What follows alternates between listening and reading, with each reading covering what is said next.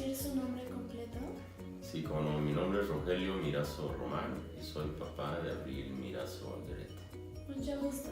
Bueno, Y quería preguntarle, ¿a qué se dedica?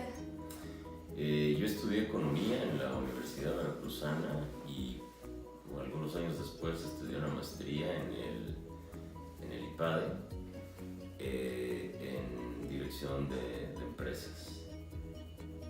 Bien. ¿Y qué hace actualmente? Soy economista, como te comentaba, y me dedico fundamentalmente a las finanzas públicas. Trabajo en una entidad gubernamental que es un fideicomiso público que forma parte de la Banca de Desarrollo y se dedica fundamentalmente a otorgar apoyo financiero para apoyar el desarrollo de empresas en el sector agroindustrial. Básicamente empresas que están en proceso de transformación de producción primaria a producción industrial. Un ejemplo sería, por ejemplo, una empresa que se dedique a pasteurizar leche y producir derivados lácteos como quesos, yogur.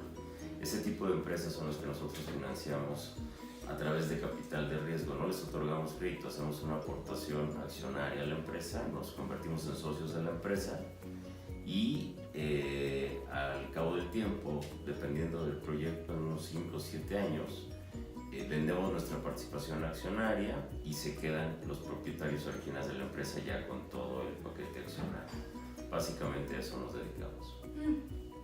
Nos pasamos a la siguiente pregunta. ¿Me puede decir un acontecimiento económico o político y también social que recuerdas por su importancia? Sí, a mí me llamó mucho la atención desde siempre el tema de la Guerra Fría. La Guerra Fría, que es un movimiento que se genera justo al término de la Segunda Guerra Mundial.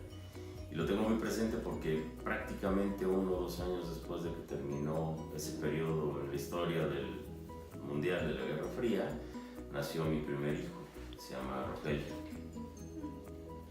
Y la tercera pregunta es, ¿por qué le pusieron Guerra Fría? Bueno, básicamente, si ustedes recuerdan un poquito sus clases de historia, seguramente las recuerdan, la Guerra Fría fue un proceso que se gestó justo al término de la Segunda Guerra Mundial y se generaron 2 bloques económicos importantes liderados por un lado por Estados Unidos, el bloque occidental, y por otro lado el bloque oriental liderado fundamentalmente por lo que en su momento fue la Unión de Repúblicas Soviéticas, Rusia. Entonces ambos países como superpotencias empezaron a generar, entre ellos empezaron a generar ciertas tensiones de tipo político, ideológico, y se hizo una separación de bloques en el mundo. Los países que estaban vinculados a Estados Unidos, que fundamentalmente pues era Francia, Inglaterra, digamos, entre los principales, y por el otro lado Rusia, con países como Checoslovaquia, una parte de Alemania se dividió con Rusia y otra parte con Estados Unidos. ¿Y usted supo la causa más importante que causó esta Guerra Fría? Fundamentalmente, en mi opinión, fueron intereses de tipo económico. Estados Unidos encabezaba el bloque, como te comentaba, de países occidentales, en donde fundamentalmente lideraba desde el punto de vista ideológico una estructura capitalista con esquemas políticos democráticos, mientras que Rusia era una economía planificada con estados autoritarios, que era fundamentalmente el bloque que ellos lideraban. Esta separación se empieza a gestar justo al término de la Segunda Guerra Mundial, con la intención de controlar. Los primeros, de hecho, conflictos que se generan es con el caso de Grecia y el caso de Turquía. Estamos hablando de 1946-1947, y empiezan a darse una serie de tensiones muy fuertes entre estas superpotencias en esta etapa en la historia, que, insisto, por un lado lideraría a Estados Unidos y por otro la Unión Soviética. Ambas potencias con una estructura militar y de armamento muy importante, empezaron a generar sus propios bloques económicos y a tratar de incidir en la economía regional, en la economía del resto del mundo, tratando de imponer sus modelos económicos. Entonces, por el lado de Rusia, fundamentalmente se integraron, como te comentaba, países como Checoslovaquia, Yugoslavia, Polonia, posteriormente China incluso formó parte del bloque socialista, aunque después se separaron.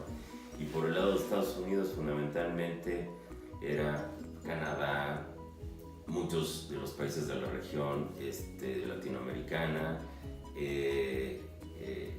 Francia, Inglaterra, una parte de Alemania, y fundamentalmente se generaron algunas políticas que específicamente diseñaron tanto por el lado de Estados Unidos, el gobierno americano, básicamente con el Plan Marshall y la política en aquel tiempo del presidente Truman, que trataba de evitar a como diera lugar el que se expandiera el dominio que se estaba generando de la economía por parte de los rusos, de tal forma que se impidiera a toda costa que el comunismo fuese creciendo en los países de la región como un modelo político y económico que era totalmente antagónico o opuesto a los intereses de Estados Unidos, que defendía un modelo de libre empresa, ¿no? De economía de mercado, economía capitalista de mercado.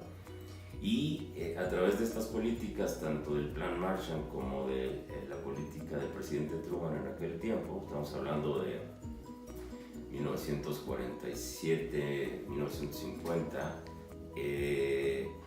trataron de establecer políticas que finalmente impulsaban su intervención y su participación a través de apoyos económicos con estos países para mantenerlos dentro de su bloque y poner restricciones comerciales incluso para aquellos países que no estuvieran o que no formaran parte de este bloque.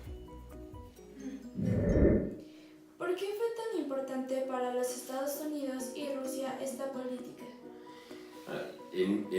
Yo creo que fue sumamente importante por varios motivos, pero creo que principalmente porque fue una manera de intervenir directamente en las economías de otros países que mantuvieron al amparo del bloque económico y político que conformaron, para controlar no solamente los flujos de recursos económicos, sino también la parte comercial, la parte de mercado de estas economías. Aunado a ello, bueno, pues con la posibilidad de intervenir políticamente durante esta etapa, se desarrolla particularmente por el lado de tanto Estados Unidos como de Rusia, todas las políticas orientadas al tema del espionaje. Se crea la CIA en el caso de Estados Unidos y se crea en el caso de Rusia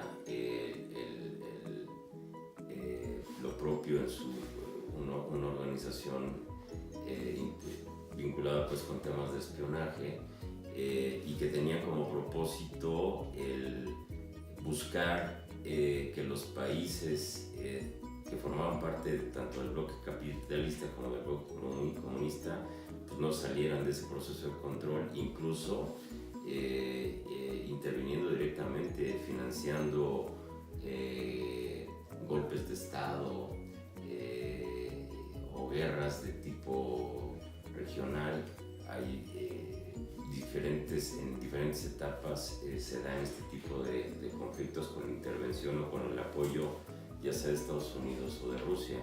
Un ejemplo es la guerra de Vietnam, que duró muchísimos años, prácticamente empieza desde 1900, prácticamente finales de los 40, principios de los 50 y termina hasta 1973, 73, 74, si no mal recuerdo.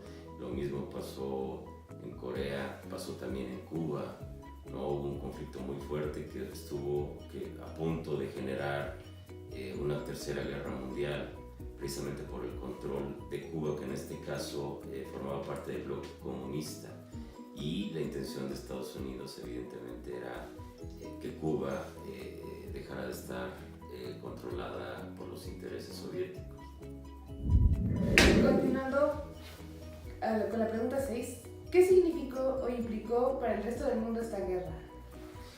Pues mira, yo creo que las implicaciones fueron muy diversas y muy importantes, porque finalmente tanto la participación de estas dos superpotencias, por un lado Estados Unidos y por otro Rusia, lo que finalmente impulsaron a través de su política exterior fue intervenir directamente en las economías de los países de cada uno de estos bloques, tanto en el caso de Estados Unidos, con países como Inglaterra, Francia, Alemania, los recursos que por las políticas que implementaron permitieron la reconstrucción de estos países, también les permitieron fincar o desarrollar intereses para poder aprovechar los procesos comerciales y de mercado que, junto con el apoyo económico que le dieron a estos países, les permitieron impulsar estas economías,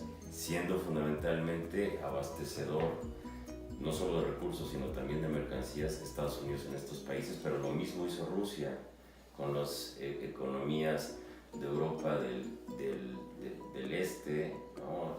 La reconstrucción de Yugoslavia, de Polonia, de la parte de Alemania que controló Rusia, y lo propio hicieron con algunos de los países asiáticos que se vincularon a este bloque comunista, y eventualmente con economías de tipo socialista, ¿no? Incluida en el caso de Latinoamérica, Cuba.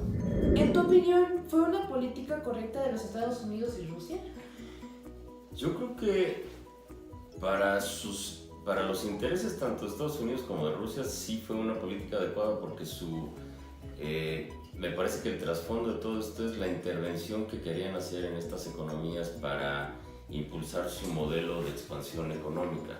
Desde ese punto de vista, pues desde luego que lo lograron, porque intervinieron directamente en las economías de los países de estos bloques, otorgando recursos y por tanto endeudando a estos países sobre pretexto de que estaban apoyando su reconstrucción y también para fortalecer sus economías. Entonces lograron que toda la producción de insumos, de productos, etcétera, tuviera como destino las economías de estos países, que finalmente se convirtieron en consumidores directos de muchos de los productos estadounidenses. Y lo mismo pasó en el caso concreto de Rusia, en donde, pues bajo un régimen comunista, las decisiones de Estado en una economía planificada determinaba qué producir, qué consumir. Bajo el modelo ruso, pues pasó exactamente lo mismo. Lograron intervenir en estas economías y hacerlas dependientes de alguna manera de estos países. Entonces, desde el punto de vista, insisto, de tanto Estados Unidos como Rusia, pues sí fue una política adecuada.